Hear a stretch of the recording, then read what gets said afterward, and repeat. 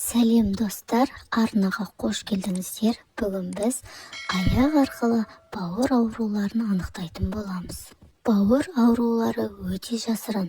Әлемде жыл сайын 2 миллион адам қайтыс болатын бауыр циррозы мен бауыр қатерлі ісігі бастапқыда өздері мүлде сезінбейді. Ауыр кезеңдерде ғана пайда болады. Сіз өзіңіздің аяқтарыңыз бауыр проблемаларын анықтай алатынын білгенде таң қалуыңыз мүмкін. Сізге мән бермейтін белгілері бар, бірақ олар бауыр ауруының белгілері болуы мүмкін. Мысалы, кішкентай қоңыртақтар немесе аяқтағы торлы тамырлар.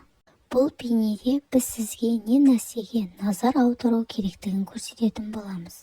Видеоны жалғастырмас бұрын каналға жазылуыңызды өтінеміз. Бірінші белгі қызыл қоңыртақтар. Мұндай тақтарды тізе астындағы аяқтарда табуға болады. Олар әдетте кішкентай және өлшемдері өзгермелі бөртпеге ұқсайды және жарықта жарқырайды. Олардың пайда болуы қан айналымының бұзылуымен қан тамырларының күйінің нашарлауына байланысты. Мұндай тақтар бауыр жеткіліксіздігімен пайда болуы мүмкін. Соның салдарынан қан қысымы төмендейді және қан тамырлары кеңейеді. Мысалы, гепатит кезінде тақтар инфекциядан кейін немесе ауру созылмалы болған кезде пайда болады. Екінші белгі жұлдызды тамырлар.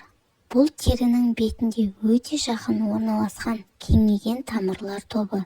Кейде ортасында қызыл тақтары бар. Сырттай олар торға ұқсайды. Бауыр ауруы бар адамда әдетте осы жұлдыздың бірнешеуі бірден болады.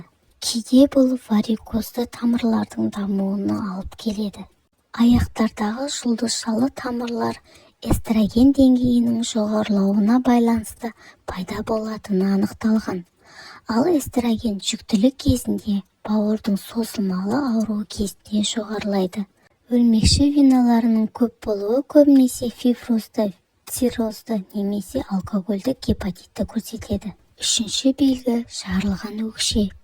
Терінің жағдайына А және В витаминдері жауап береді. Бірақ олардың сіңуі үшін бауыр қалыпты түрде өт бөліп 12 елі шекке құюы керек. Жарылған өкшелер созылмалы бауыр ауруының белгісі болуы мүмкін. Атап айтқанда, өттің толуы, өт жолында тастардың толуы немесе бүгілуіне байланысты. Төртінші белгі аяқтың қышуы. Адамдардың табан қышуы созылмалы бауыр ауруларын, әсіресе өт жолдарының зақымдалуы мен өттің ағып кетуімен байланысты. Қышу адамдарда цирроздың 70% жағдайда болады. Қышу жағдайы өттің тері астында тұздың жинауы. Бесінші белгі аяқтан жағымсыз иіс шығу. Біздің теріміз зақымдаудан ғана қорғамай, ағзамыздан уларды шығаруға көмектеседі. Тері бездері арқылы токсиндер мен зат алмасу өнімдері бөлінеді. Бауыр нашар жұмыс істегенде денеден көбірек токсиндер бөліне бастайды. Осыған байланысты тері жағымсыз иіске ие болады. Ал ең бірінші жағымсыз иіс аяқтан шығады. Алтыншы белгі тырнақ зеңі. Егер сізде тырнақ түсі өзгерсе, жылтырлығын жоғалтса, үстінде ақ тақтар пайда болса, сынғыш болса, табан терісі қабыршақтанса, сізде тырнақ зеңі пайда болды деген сөз. Бауыр ауыратын адамдарда ішкі микрофлора балансы бұзылып, тырнақ зеңі қайызғақ пайда бола бастайды. Тырнақ зеңі көбінесе бауыр циррозында, сондай-ақ В-С вирустық гепатиттерде дамиды. Жетінші белгі аяқтың ісінуі. Ісіну бұл тері астында сұйықтықтың жиналуы. Бауыр ауруларында аяқтың ісінуі мүмкін. Оны анықтау қиын емес.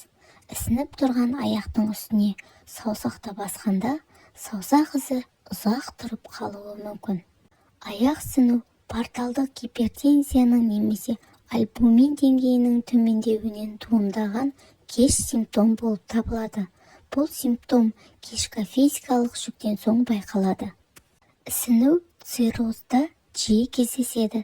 Ісіну бауыр арқылы қалыпты қан ағымын баяулатады. Осыған байланысты варикозды тамырлардың қысымы жоғарылайды. Бұл аяқ пен асқазанда сұйықтықтың жиналуына әкеледі. 8-ші белгі аяқтардағы ауырсыну. Бауыр ауруы аяқтардағы жүйке талшықтарының қабынуын тудырады. Бауыр патологиясында аяқтарда қышу сезімі немесе түсініксіз ауырсыну пайда болуы мүмкін. Атап айтқанда, бауырдың кез келген аурулары аяқтың ауырсынуына және ісінуіне әкелуі мүмкін. 9-ші белгі эритема. Эритема қатты қызарған терінің шектеулі аймағы. Мұндай зақымдаулар көбінесе құрттарды жұқтырғанда және бауыр ауруларында пайда болады. Атап айтқанда, циррозда, жедел вирусты гепатитте, аутоиммунды гепатитте, сондай-ақ эритема өт қабығының холециститте, холангитте, ісік кезінде пайда болады. Ақпарат ұнаған болса, каналға жазылуыңызды өтінеміз.